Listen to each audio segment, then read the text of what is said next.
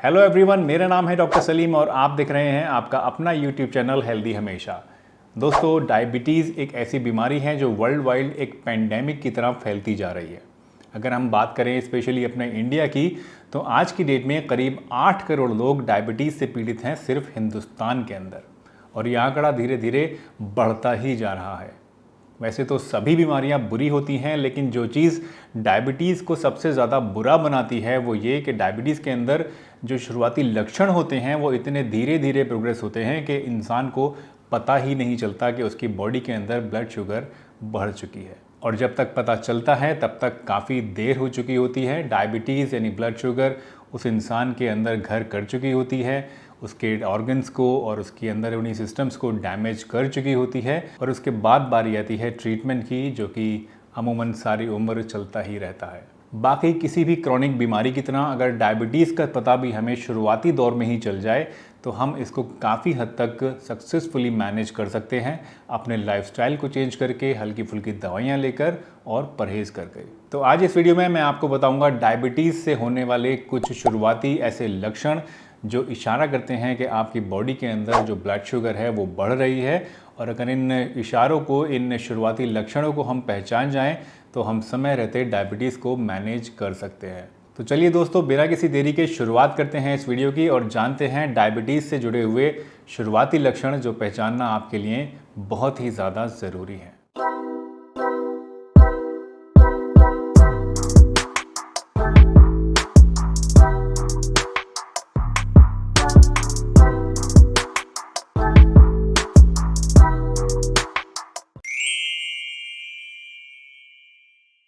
Diabetes mellitus के अमूमन सभी केसेस में सबसे शुरुआती जो दो लक्षण पाए जाते हैं वो होते हैं फैटीग और हंगर। फैटीग यानी थकावट और हंगर यानी कि भूख। ये दोनों ही ऐसे लक्षण हैं जो बिल्कुल शुरुआती दौर में जब हमारा ब्लड शुगर बढ़ना शुरू होता है तो हमें दिखाई देने शुरू हो जाते हैं। हमारी बॉडी इन दोनों लक्षणों के रूप में हमें सिग्नल देना शुरू कर देती है।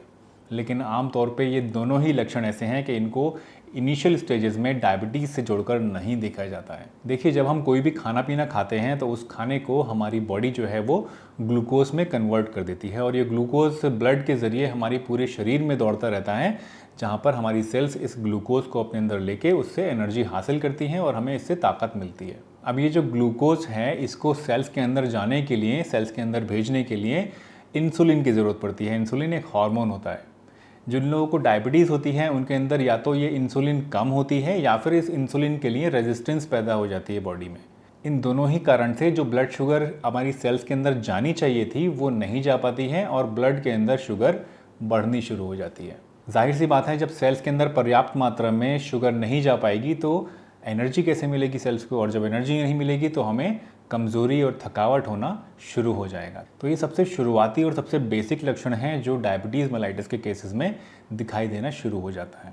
इस थकावट के साथ साथ हमारी भूख भी बढ़ने शुरू हो जाती है, जो कि एक नेचुरल फिनोमेना है। जब हमारी बॉडी के अंदर कमज़ोरी महसूस होती है तो हमारा माइंड जो है वो सिग्नल भेजने शुरू करता है भूख के, कि भाई हमें खाना और चाहिए एनर्जी के लिए।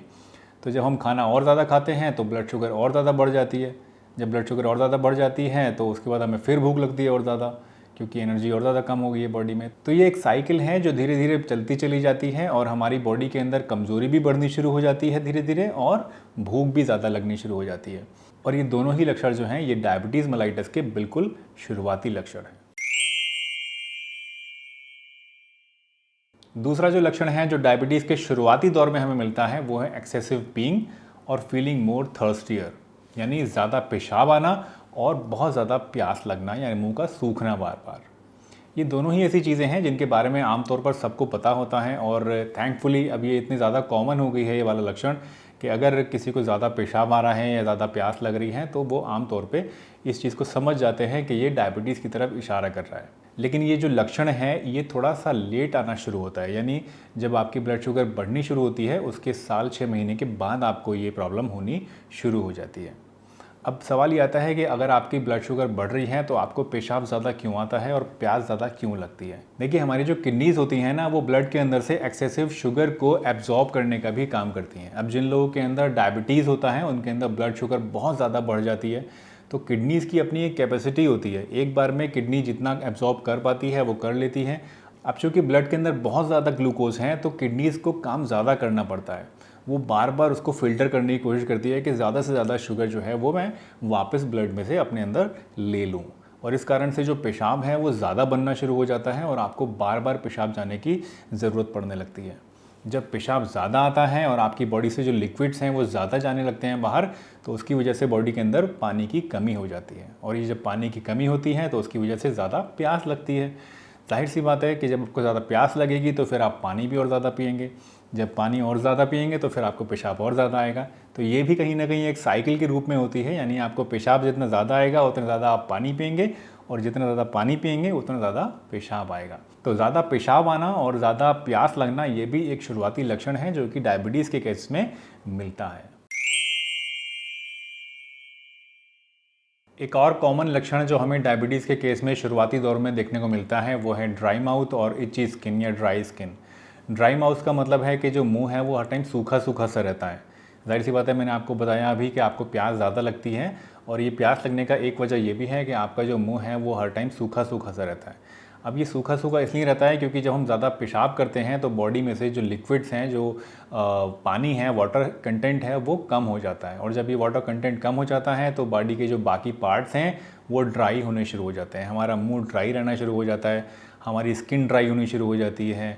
हमारी स्किन जब ड्राई होगी तो उसके अंदर खुश्की होकर वहाँ पे खुजली होनी शुरू हो जाती है, ड्राई इचिंग हमको महसूस होती है। तो ये भी दो ऐसे शुरुआती लक्षण हैं जो कि डायबिटीज़ के केस में देखने को मिलते हैं, ड्राई स्किन और ड्राई माउथ। इसके अलावा पानी की कमी से और फ्लूइड्स के इम्बैलेंस से एक और प्रॉब्लम हो जाती है जो कि है ब्लड विजन, यानी कि दिखाई जो देता है वो धुंधला धुंधला दिखाई देता है।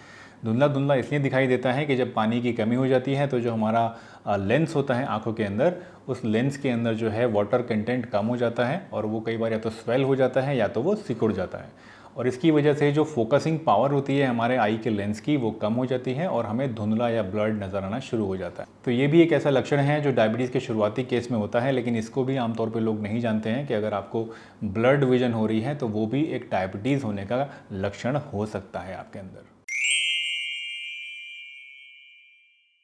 अनदर कॉमन सिम्टम जो शुरुआती दौर में डायबिटीज़ में देखने को मिलता है और अक्सर लोग उसको अनदेखा कर देते हैं वो है डिलेड हीलिंग, यानी जो ज़ख्म होते हैं या छोटी मोटी कट फट्स होते हैं बॉडी में वो जल्दी हील नहीं हो पाते हैं। जिन लोगों के अंदर ब्लड शुगर बढ़ी हुई होती है तो उनके ज़ख्म वगैरह जल्दी हील नहीं होते हैं, और नहीं इसलिए होते हैं क्योंकि जो ब्लड शुगर होती है वो बैक्टीरिया और वायरस और फंगस को पैदा करने में या उनको बढ़ाने के लिए एक खुराक का काम करती है। तो मान लीजिए कहीं पर किसी के अगर कोई वुंड हो गया और वहाँ पर कोई बैक्टीरिया आके रह रहा है तो उस बैक्टीरिया को बहुत सारी खुराक मिल रही है क्योंकि उस इंसान के ब्लड में बहुत सारी शुगर है, तो वहाँ इन्फेक्शन जो है वो ज़्यादा लंबे समय तक टिकता है और देर से ठीक होता है। इवन आफ्टर एंटीबायोटिक इनटेक, अगर आप एंटीबायोटिक भी लेते हैं तो जल्दी आराम नहीं मिलता है। ये एक बहुत कॉमन लक्षण है जो इशारा करता है कि भाई आपकी जो ब्लड शुगर है वो हो सकता है बढ़ रही हो।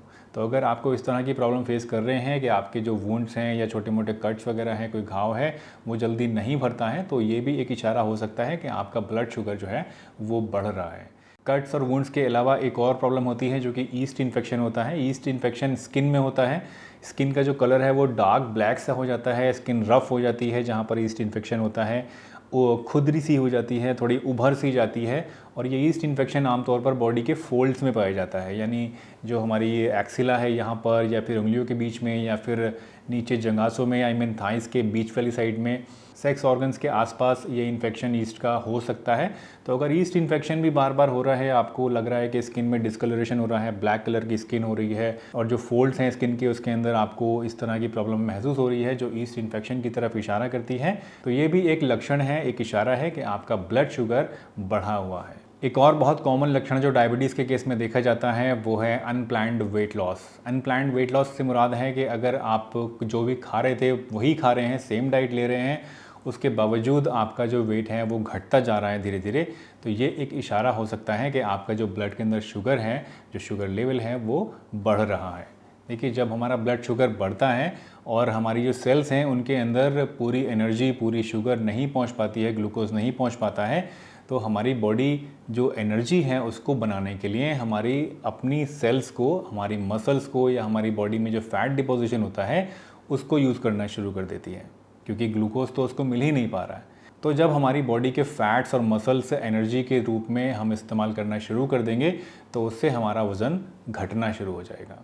ये वज़न जो घटता है इसकी कोई वजह आपको समझ नहीं आती है, आपको ये पता ही नहीं चलता है कि ये वज़न क्यों घट रहा है, जबकि आप सब कुछ खा भी रहे हैं, उसके बावजूद आपको लगता है कि मैं धीरे धीरे कमज़ोर होता जा रहा हूँ। तो अगर इस तरह का कोई लक्षण आपको नज़र आ रहा है कि आपका वज़न बिना किसी प्लानिंग के, बिना किसी इंटेंशन के घट रहा है, आप डाइट भी अच्छी ले रहे हैं उसके बावजूद घट रहा है, तो ये भी एक लक्षण हो सकता है कि आपको डायबिटीज़ है और इसके लिए आपको तुरंत अपना चेकअप कराना चाहिए। एक और बहुत कॉमन साइन जो डायबिटीज़ के केस में मिलता है वो है न्यूरोपैथी। न्यूरोपैथी का मतलब है जो हमारे हाथ और पैर हैं इनके तलवों में जलन होना या सुन्नी होना। अगर आपको लग रहा है कि आपके पैर के तलवों में, स्पेशली ये चीज़ पैर में आपको महसूस होती है, अगर आपको लगता है कि आपके पैर के तलवों में जलन महसूस हो रही है, रात को सोते टाइम आपको लगता है कि कोई चीज़ जल रही है या कोई चुभ रही है कोई चीज़ या सुन्न हो रही है, तो ये भी एक लक्षण हो सकता है कि आपको डायबिटीज़ है। ये लक्षण बहुत ज़्यादा शुरुआती नहीं होता है, ये होता है तब जब आपकी काफ़ी लंबे समय तक जो ब्लड शुगर है वो बढ़ी रहती है, उसके बाद ये प्रॉब्लम शुरू होती है। जब ज़्यादा लंबे समय तक ब्लड शुगर बढ़ी रहती है तो उससे हमारी जो नर्व्स हैं वो डैमेज होना शुरू हो जाती हैं और ये डैमेज नर्व्स जो हैं ये न्यूरोपैथी का काम करती हैं। ये हमारी बॉडी में हमारे जो ये हिस्से होते हैं, टर्मिनल हिस्से यानी जो पेरिफेरल हिस्से होते हैं, यहाँ पर जलन का और सुन्न का और टिंगलिंग सेंसेशन का यानी झंझनाहट का एहसास दिलाते हैं। दोस्तों, जैसा मैंने आपको बताया, डायबिटीज़ एक ऐसी बीमारी है जिसका शुरुआत में आपको पता ही नहीं चल पाता है। ये जितने भी लक्षण मैंने आपको बताए इसमें से हर इंसान को अलग अलग तरह के लक्षण हो सकते हैं। किसी को ये लक्षण हो सकता है, किसी को वो लक्षण हो सकता है। ज़रूरी नहीं है कि ये सभी लक्षण सभी मरीज़ों के अंदर मिलेंगे। इनफैक्ट बहुत सारे ऐसे केसेस भी देखे गए हैं जिनके अंदर कोई लक्षण ही नहीं होता है, उसके बावजूद एक्सीडेंटली कभी अगर उन्होंने अपना ब्लड शुगर चेक कराया तो उन्हें पता चलता है कि मुझे ब्लड शुगर बढ़ी हुई है। इसीलिए WHO भी रिकमेंड करता है और डॉक्टर्स भी रिकमेंड करते हैं कि सभी एडल्ट्स को हर 6 महीने में या मैक्सिमम साल भर में अपना ब्लड शुगर चेक कराना चाहिए, जिससे कि इस बात का अंदाज़ा हो सके कि हमारी बॉडी के अंदर जो सिस्टम है, जो शुगर का सिस्टम है, वो सही चल रहा है। ये जितने भी लक्षण मैंने आपको बताए ये शुरुआती दौर में अगर आपके अंदर पाए जा रहे हैं और आप इनको नोटिस कर लेते हैं तो ये आपके लिए बहुत ही अच्छी चीज़ हो सकती है, क्योंकि समय रहते आप अपनी डायबिटीज़ को मैनेज कर सकते हैं। शुरुआती दौर में ही अगर आप अपनी डायबिटीज़ को मैनेज कर लेंगे तो उससे होने वाले फर्दर जितने भी कॉम्प्लिकेशंस होते हैं, जितने भी नुकसानात होते हैं, उनसे आप अपने आप को सेफ रख सकते हैं। तो इसलिए बहुत ही ज़रूरी है कि डायबिटीज़ के लक्षणों का ध्यान दिया जाए। स्पेशली अगर आपको लगता है कि आपकी फैमिली में डायबिटीज़ की हिस्ट्री है, आपके मम्मी को या पापा को या घर में दादा को या किसी को डायबिटीज़ है या था, तो आप स्पेशली इन लक्षणों का ध्यान रखें, क्योंकि डायबिटीज़ जो है वो ज़्यादातर फैमिली हिस्ट्री में रन करता है। अगर आपके माँ बाप को डायबिटीज़ थी तो आपके अंदर डायबिटीज़ होने के खतरा ज़्यादा होता है। तो इसलिए इस तरह के लक्षणों का ध्यान रखना आपके लिए और भी ज़्यादा इम्पॉर्टेंट हो जाता है। दोस्तों, मुझे उम्मीद है आज की ये वीडियो आप लोगों को पसंद आई होगी और इस वीडियो से आपने कुछ ना कुछ नया ज़रूर सीखा होगा। अगर आपको लगता है कि ये वीडियो आपके काम आई तो इसे और भी लोगों के साथ शेयर करें, ताकि और लोग भी इस वीडियो से कुछ नया सीख सकें और अपनी सेहत का बेहतर तरीके से ध्यान रख सकें। इस वीडियो को अगर यहाँ तक आपने देख लिया है तो इसे एक बड़ा सा लाइक दीजिए और हमारे चैनल पर अगर नए हैं तो फटाफट से हमारे चैनल को सब्सक्राइब भी कर लीजिए, ताकि आने वाले समय में आप इस तरह की और भी यूज़फुल इन्फॉर्मेटिव वीडियोज़ डायबिटीज़ और बाकी चीज़ों के बारे में देख सकें। मैं डॉक्टर सलीम आपसे विदा लेता हूँ इस वादे के साथ कि फिर मिलूंगा आपसे इसी चैनल पर एक नई वीडियो के साथ। तब तक के लिए अपना बहुत ध्यान रखिए। Tata, bye bye and stay healthy हमेशा।